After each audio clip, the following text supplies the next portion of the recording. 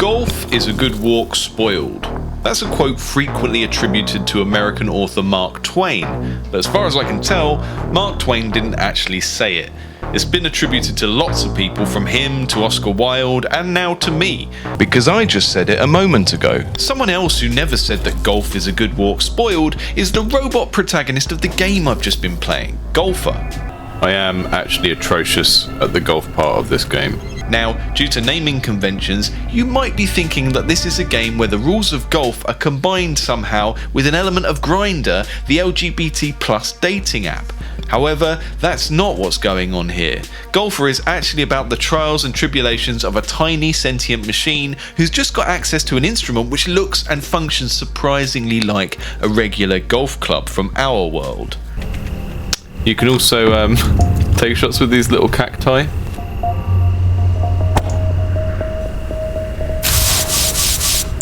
Nice. However you personally feel about golf, the good walk spoiled theory is an interesting one because it kind of describes not just that one sport invented 500 years ago, but most games that humans make and play.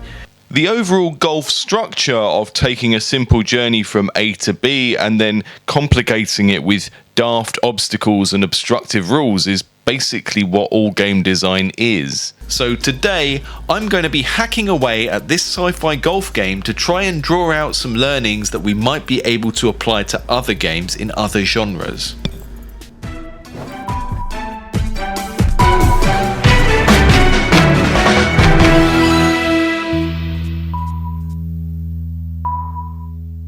Now, there are a few different ways of classifying the various parts of a game for analysis, and one way is to think of the gameplay as the set of actions that you do, usually the game's mechanics and systems, and then to think of the content separately from that. When I say content in the context of game development, I'm not talking about the kind of content you're consuming now by watching this video.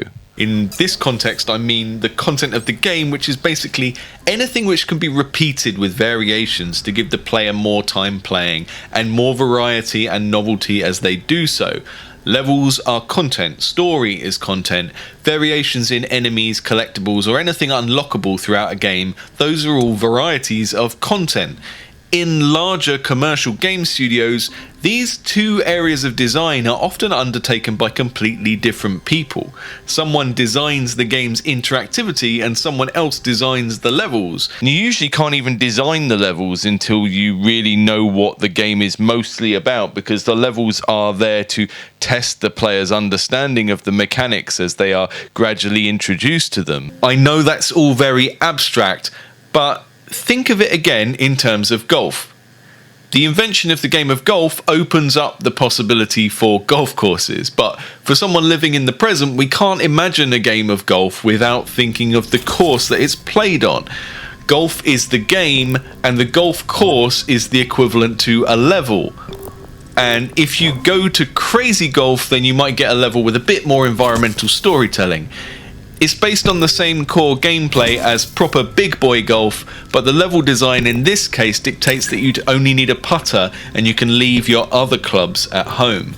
In smaller studios, you might have one person designing the core gameplay who is also responsible for some or all of the level design.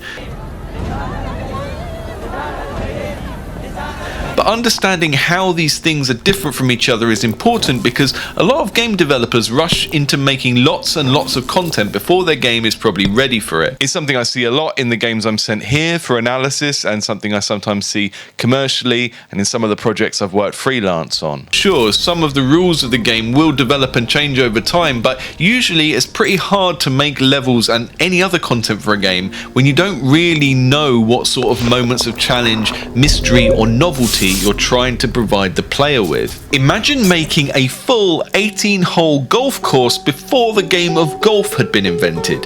That's what happened to Edwin Five-Iron, a lesser-known Scottish lord who, in 1332, built what we would now describe as a golf course on his ancestral land overlooking the Hebrides. Lord Five-Iron, or Mad Ed as he was known then, was viewed with derision and contempt. Like many game developers of our current era, he just rushed too far ahead, making lots of levels for a game that didn't need it yet.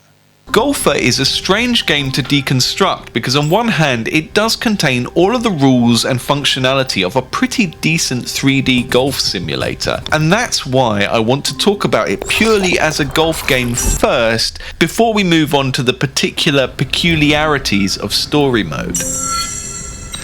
The core golf mechanics feel pretty good, with mouse swipes of different angles and speeds converting to swings, and the neat ability to take simulated shots before your real ones. Now, I don't play games in this genre, so I don't know how original any of this approach to controls is, but I do know that it's all well implemented and feels good to use. Generally speaking, when I felt like I was making bad shots, it was usually down to my own failure to prepare using the sim shots first. But where the golf aspect really starts to shine for me here are the moments when the golf really rubs up against the sci-fi theming. Overall, I think this game really understands how to leverage its theme in service to the game design. The player character isn't just randomly a robot because we think that would be cool or because it might be easier to animate. Right, those might be some of the practical reasons, but there are user-facing game design reasons to do this too. The robot gives us an excuse to have boost and fly mechanics, helps make sense of the simulated practice shots, and generally makes the user interface make sense within the world of the game.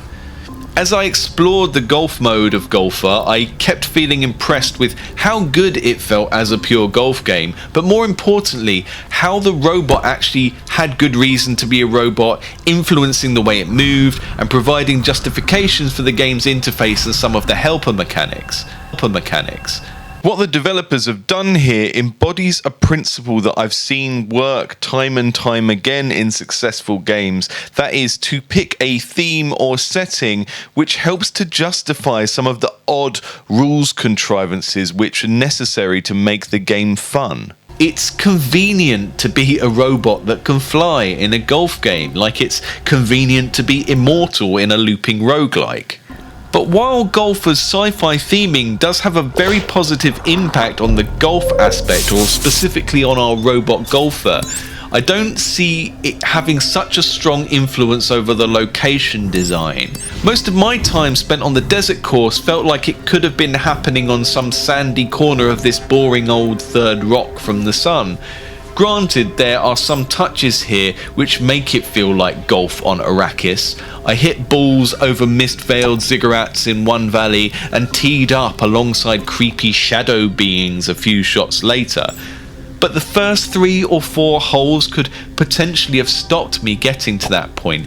Not because they were too hard, they felt just right in terms of difficulty, but because visually speaking the course still looked like it was designed to simulate a real-world golf course rather than to evoke a grander sci-fi setting. From the first few shots, I'd love to be able to see a few more large landmarks to help me orient myself so that the shots don't all look like the same thing from a different angle. Having a very clear starting landmark would help to make the course feel complete on final holes when you come back round to the start. I do think the game should use its sci-fi setting a little bit more as an excuse to do things that you can't do in real golf. Have to take a shot and then climb down a massive hill to take the next one? Fine, we can do that. We've got a robot and it can fly. It does feel a little bit like a missed opportunity that this looks so much like Earth. It's just not making the most of the opportunity that is provided by the kind of goofy crossover of sci-fi and golf. Some of the landmarks which are already in the level could just probably do with being much bigger. There's a temptation to take something like these satellite dishes and place them as a repeated background object in the skyline, but because there are now multiple of the same object, they don't help the player to orient, so we've then lost a possible functional aspect of that object in terms of player navigation. It's like the difference between standing in a city and looking for the Eiffel Tower versus standing in a city and looking for a skyscraper. This game would really benefit from being a bit more bombastic with its use of scale. Whether we're talking about natural cliffs, ancient temples, or high-tech structures, I'd love to see each map having one or two gigantic landmarks that evoke an out-of-this-world sense of scale. Think, for example, of the Arete Laboratories ship from Guardians of the Galaxy 3, which measures 2.5 fictional miles long. Putting some massive cool stuff would capitalize on the game's sci-fi flavoring for both wow factor, and it would make it easier to tell apart different holes of the golf course and to not get lost.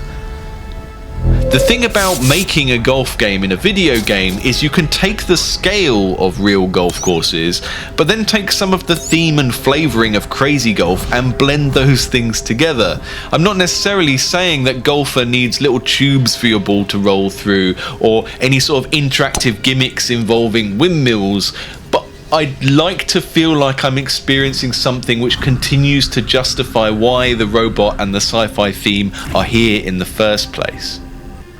The level design shouldn't be limiting itself to something which looks so much like a golf course, but I think the general approach to building these environments has taken the game in that direction. The desert and the first area of story mode are packed with little rolling hills and make next to no use of harsh cliffs and overhangs. Just want this location to feel a bit more, whoa, you know?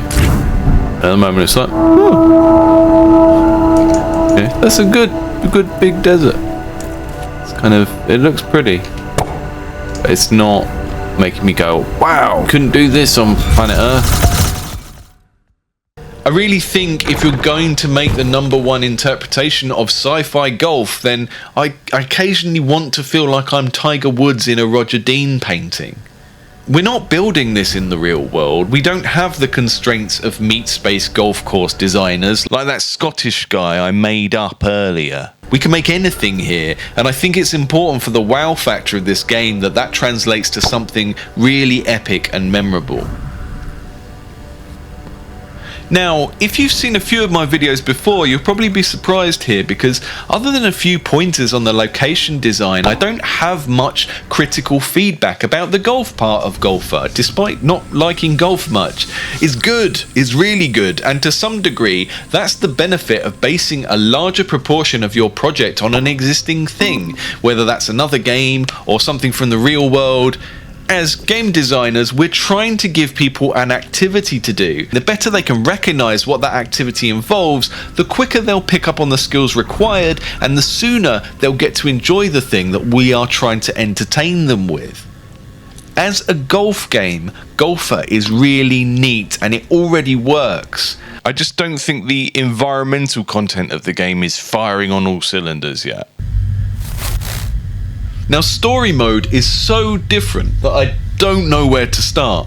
I disembark my spaceship onto a planet where I need to collect things and stuff beeps at me. So far, so video games. I actually really appreciate that this whole segment was done without any voice or directional text.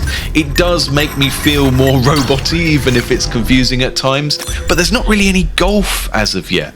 We're then treated to a Subnautica-esque crash sequence, a lovely cinematic musical moment on the game's title screen, and the experience of launching some flares from our crash site. Still no golf though.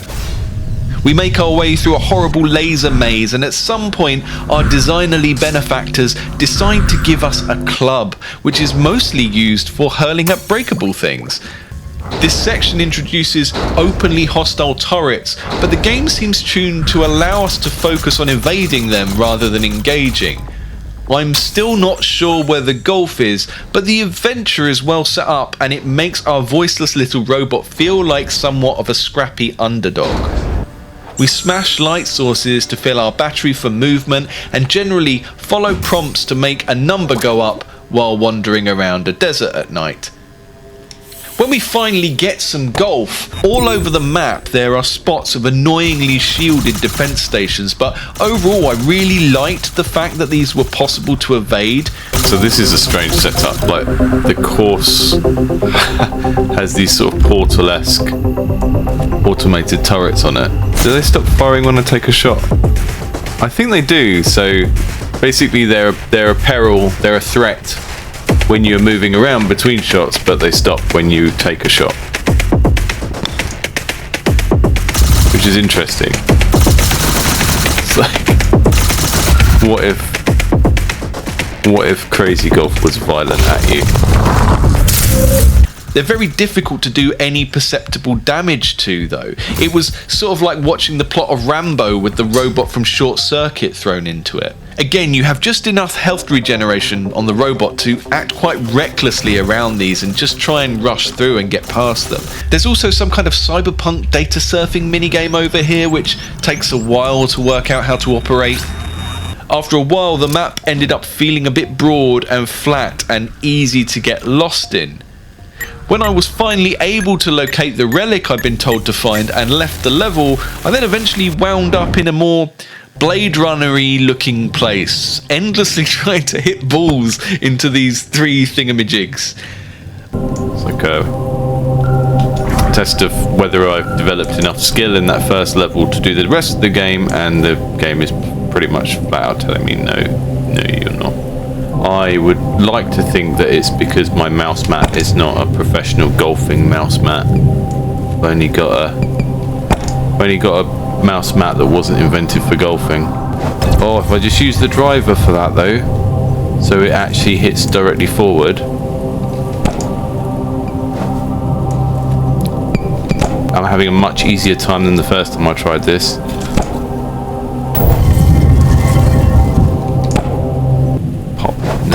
There we go.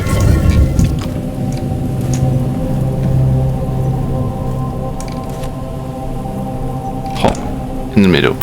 Oh. Now, my decision to play the golf mode first before story is likely to have given me a very different experience from a regular player. I think if this is billed as this big high concept hybrid game, then story really needs to get to the golf part a bit quicker. Personally, I loved being this little scrappy underdog robot rushing outgunned through perilous environments. That was good.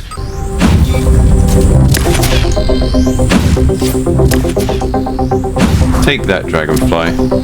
It was good in its own right as a setup for a sort of survival adventure game. But this is a game which is wearing its golf on its sleeve in terms of the overall creative direction and branding. And I think that means that you're going to have players where if you don't give them a serious amount of golf in the first minutes, they're going to feel like they're not really getting what they came for. I'm really looking forward to seeing where this project goes next, and I generally think that all of the interactive elements that I saw, from the golf simulation to the light combat, it all felt really solid and the whole thing is presented beautifully. It felt really polished. It felt like the game is already ready in those aspects. It's more a matter of how the game structures and delivers its content. This is currently an action survival game coupled with a separate golf mode. And whether it stays that way or not, I really want to see the game and its theme working together more when it comes to the outdoor environments, while also making sure that the players that came for golf get a little bit more golf a little sooner. An incredibly polished game. It feels good to play. It looks wonderful. It's got tons and tons of mood and atmosphere and just heart to it already, but I felt like there were a couple of points where I couldn't really work out what the story was, and so that might just be down to the name that you're giving to those modes.